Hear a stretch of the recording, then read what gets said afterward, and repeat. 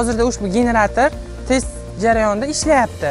Agarda ishlab keta olsa, ushbu generator aytilgan tartibda o'zini qonun qoidasida ishlab keta olsa, keyingina O'zbekiston o'sha Izrail davlati bilan qanaqandir aloqalarni mustahkamlab, shuni barcha viloyatlarda, tumanlarda ommaga tatbiq etadi.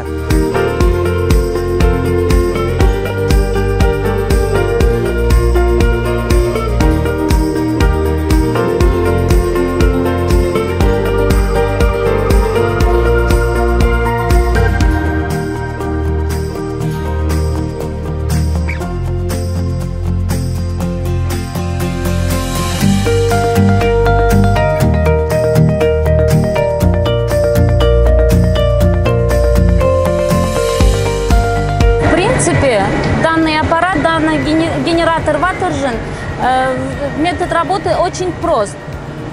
С влажного воздуха сжимается вода, идет фильтрация воздуха.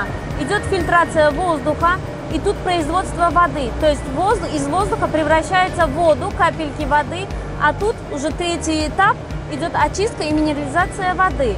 Попадает в бак. А из бака уже непосредственно идет к поступу воды. Дети наши пьют, и достаточно нормально хватает. При необходимости еда готовится, и пьют дети.